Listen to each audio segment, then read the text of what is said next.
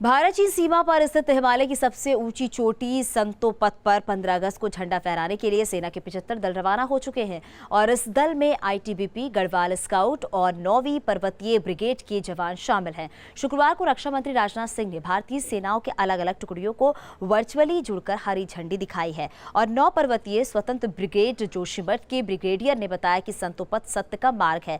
यहाँ अगर भारतीय सेना झंडा फहराते हैं तो इसमें सत्य की विजयी होगी। इससे संतोपत ग्लेशियर को फतेह करने के लिए भारतीय सेना ने चुना है। उन्होंने कहा है कि ग्लेशियर खतरनाक रास्तों से जुड़ा हुआ है और इसलिए इस पर झंडा फहराना किसी चुनौती से कम नहीं है।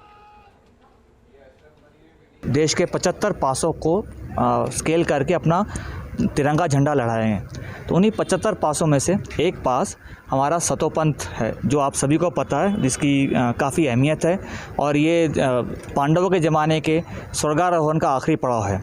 सतोपंथ का मतलब है सत्य की ओर जाना और इसी चीज़ को मद्देनजर रखते हुए हमने इस पास को चुना है हमारी तरफ से। सरकार की अनदेखी के चलते रुद्रप्रयाग के कोदिमा गांव में स्वतंत्रता सेनानी का परिवार मजदूरी करके अपना गुजारा बसर कर रहा है और आज़ादी में अपना योगदान देने वाले इंद्र सिंह और चंद्र सिंह के परिवार को आज़ादी के 75 साल बाद भी ना तो रोजगार मिला है और ना ही सम्मान। आप ये रिपोर्ट देखिए। 2 दिन बाद देश 75वां स्वतंत्रता दिवस मनाने जा रहा है, लेकिन जिन लोगों की बदौलत आज़ादी मिली उनके आश्रित को ना तो सम्मान मिला और ना ही ठीक से 2 वक्त की रोटी।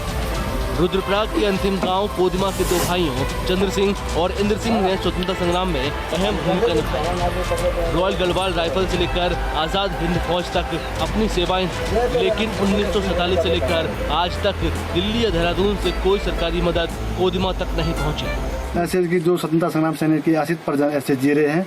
आज हमारे घर में मेरे दादाजी स्वर्गीय श्री चंद्र सिंह एवं स्वर्गीय श्री इंद्र सिंह नेगी जो दोनों भाई स्वतंत्रता संग्राम सेनानी थे, लेकिन सरकार की ओर से अभी भी हमें आज तक कोई लाभ नहीं मिला। कभी न कोई मान, न सम्मान, न कोई आर्थिक सहायता, न कोई नौकरी के लिए कोई ऐसा कुछ नहीं हुआ। साल 1957 में तबीयत बिगड़ने के कारण चंद्र सिंह की मौत हो गई।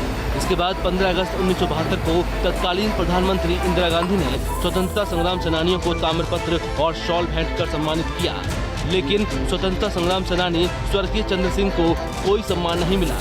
यानी मौत के बाद सरकार स्वतंत्रता संग्राम सेनानियों को ही भूल गई।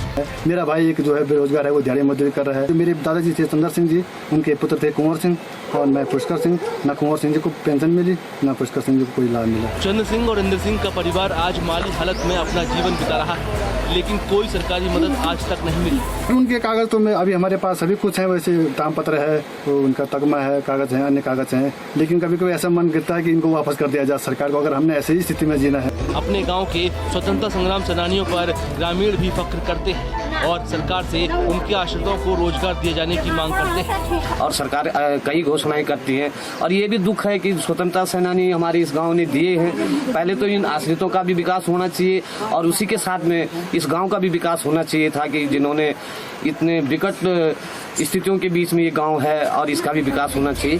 देश आज़ादी की खुशी में डूबा है, लेकिन जिनकी वजह से आज़ादी मिली उनके आश्रितों को कोई खास मायने नहीं।